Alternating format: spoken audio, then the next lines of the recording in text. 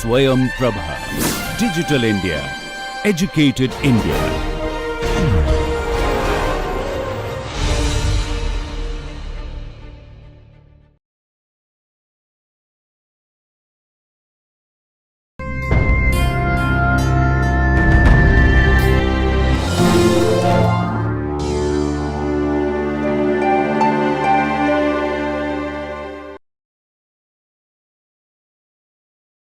So, welcome once again to our discussion on natural resource economics. And in our last class yesterday, we were talking about basically optimum extraction for a non-renewable resource, right? Basically, to derive the price path, what should be the optimum price for a non-renewable resource extraction, and we said that price should be equals to marginal cost plus something additional which we have defined as marginal user cost. In this case, we said that this is basically the shadow price, the rho t, what we are talking about, the shadow price. And then in the process, after doing the mathematical optimization of our objective functional, we arrived at a condition wherein we say that total benefit of preserving the resource, if I do not preserve the if I do not extract the resource today and preserve it for tomorrow, then basically we are going to get two types of benefits. One benefit in the form of capital gain, okay, capital gain. So, the price of the resource will increase tomorrow, and then secondly, the other benefit what we also enjoy by preserving the resource for tomorrow is the stock effect on the marginal cost of extraction. More is the stock, less would be the cost of extraction. These are the two benefits, and these two benefits, if we sum it up, then that should be equals to the total interest that I would earn if I extract the resource today and put the money or revenue generated from that resource extraction in bank, and bank gives interest at the rate of R. So, total benefit then R into rho t should be equals to rho dot capital gain plus del c dot del x t. That is what we discussed yesterday. So, that means the condition what we are talking about, this is in the context of non-renewable resource.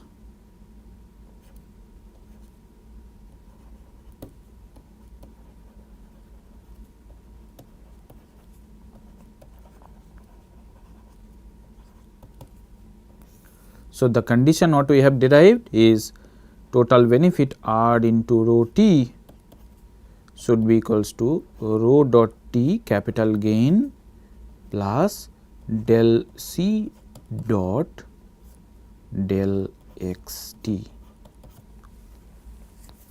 Okay. That is the total benefit that we will get tomorrow. Now, today what we are going to discuss is basically the price path or deriving the condition for optimum extraction of a renewable resource. It is going to be today's discussion. Today's discussion would be on renewable resource.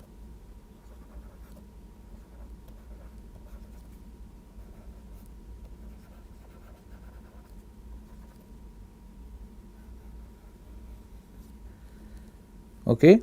And what is renewable resource? Basically, we have already defined these are naturally occurring resources, naturally occurring resources with regenerating capacity.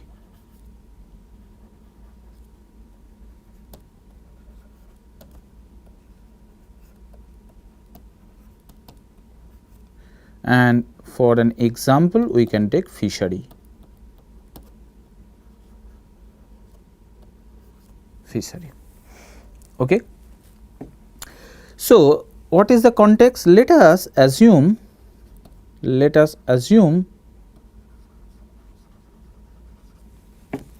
there is a lake full of fishes, and in a remote place,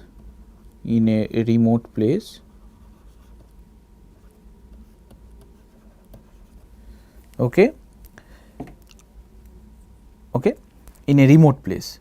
So, fishes are identical in structure,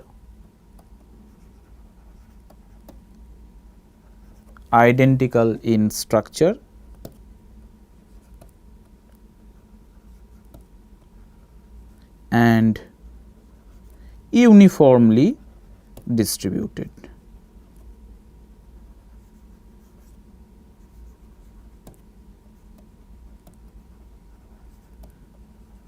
In the lake. Okay.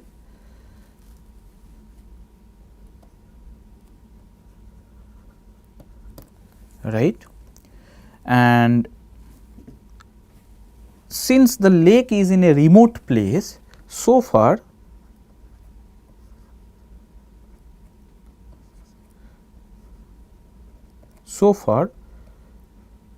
the lake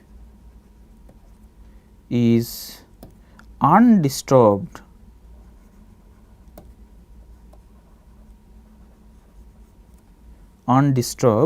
by human being.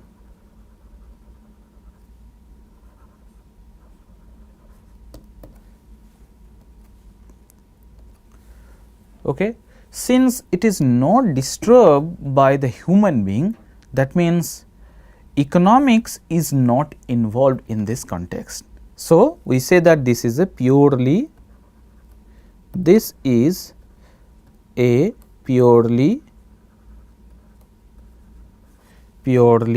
biological setting.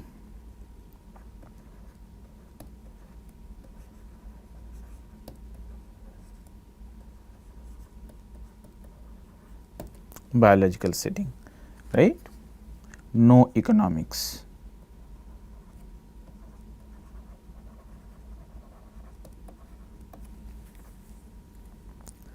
So, in this biological setting, what we do that in this biological setting,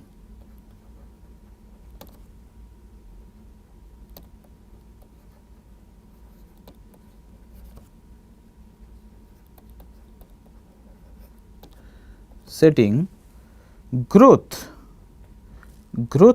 of fish denoted by G equals to G of xt.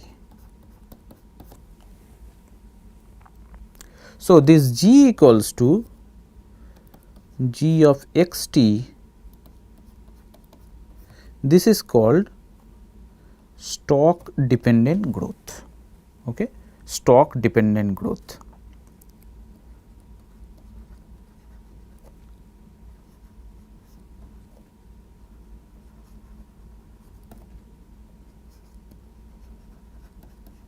Where xt is stock of fish.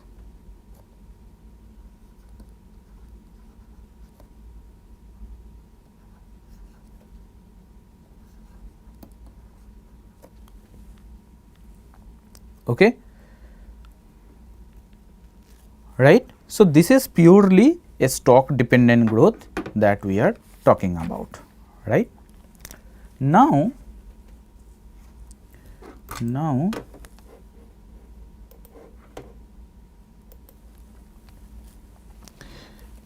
if we plot this growth path diagrammatically,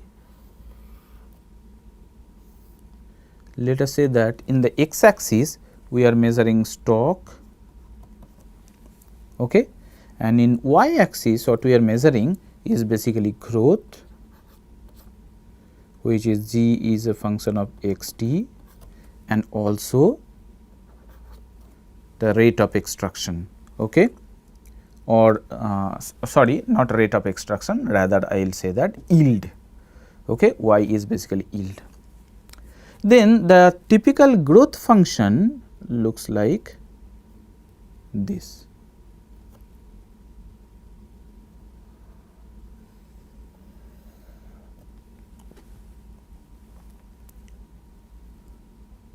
So, that means growth first starts with negative, then it touches here, and then it is going up and again going down.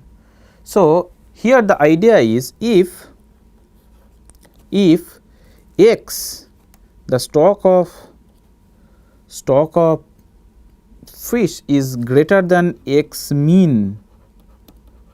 What is the x mean? X mean is basically, x mean is, this is the stock, this stock, that means this is basically called x mean.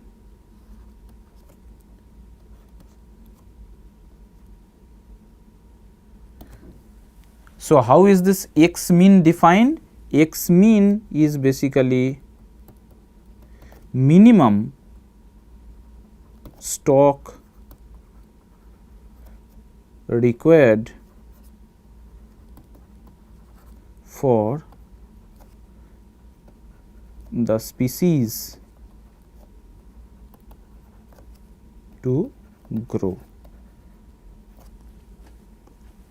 So, this is the minimum amount. Let us say this is O, and let us say A, let us say this is P, and let us say this is X C. Okay.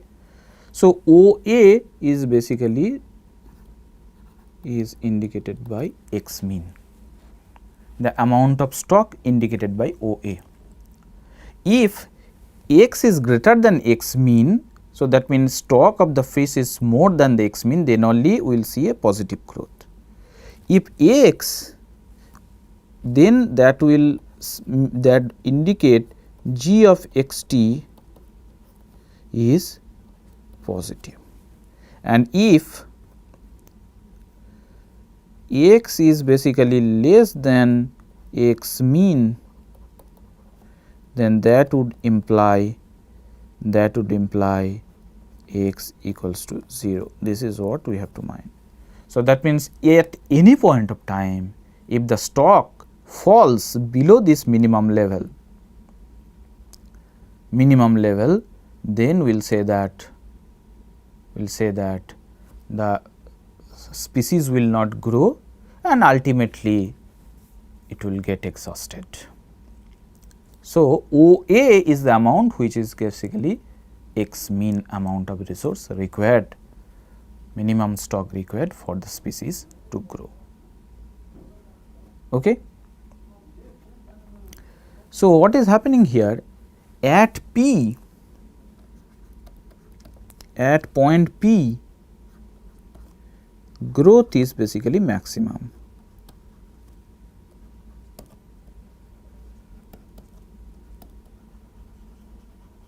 Growth is maximum, and beyond P,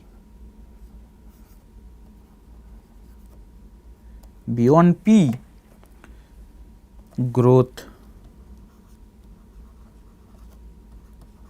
starts declining.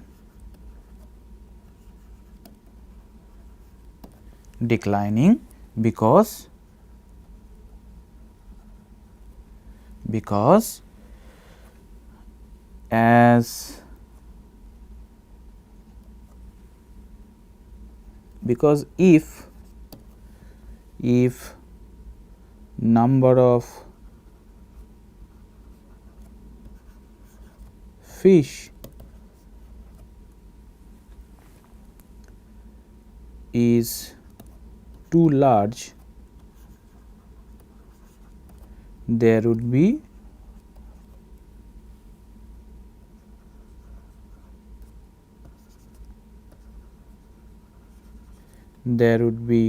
too much competition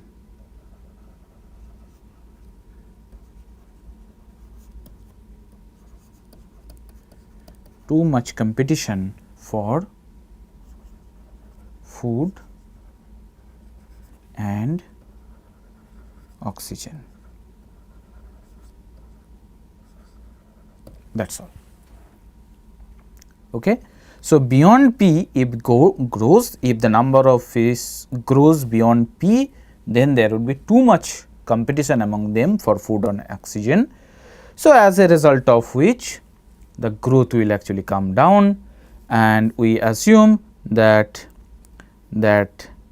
corresponding to this P, this is called X MSY. This is called maximum sustainable yield. Okay, maximum sustainable yield. This is called MSY.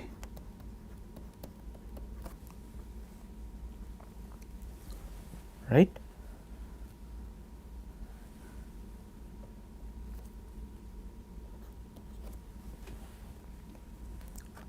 Right. So, we say that X MSY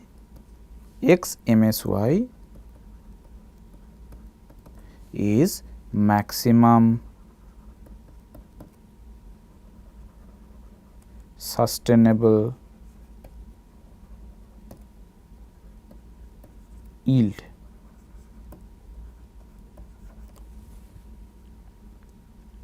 That is the maximum stock which is sustainable, right? Maximum sustainable.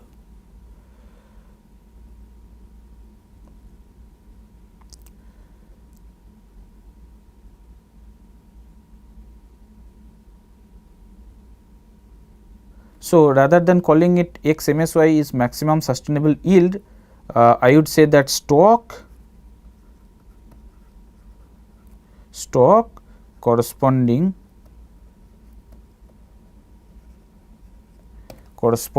to maximum sustainable yield, because sustainable yield we are measuring here in the y axis. X is simply denoting the stock. So, X is that level of stock which actually produces maximum sustainable yield, denoted by MXY. This is not sustainable yield, this is basically stock. Okay. Right. Now, at XC,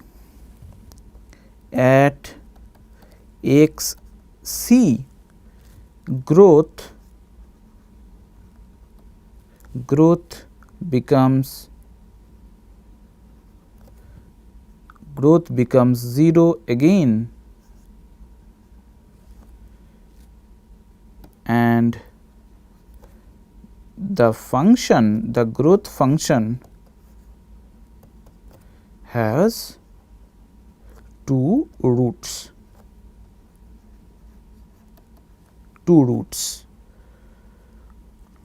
What are the two roots? Two roots are X mean, this amount, this is the point X mean, and secondly X C. Okay. At X mean the function is touching x axis, and at X C again the function is touching the x axis. That is why we say that this function is basically having two roots. So, this is purely a biological setup. Human beings, they could not locate that lake. That is why the lake is undisturbed by the human being, and obviously we can understand if it is undisturbed by the human being, if they are not catching the fish. So, it is purely a biological setup, and we are considering a biological growth path, and that growth has two roots. One is at X mean, which indicates minimum amount of stock that is required for the fish to grow, and P indicates the maximum growth happening, beyond which if the fish if the fish still grows, then what will happen? There would be too much competition among them for food and oxygen, and growth will decline, and once again at xc it will touch the x axis, and as a result of which the function has basically two roots. So, the stock corresponding to maximum growth is called maximum stock related to maximum sustainable yield, and sustainable yield is basically measuring in the y axis corresponding to the peak of this growth path.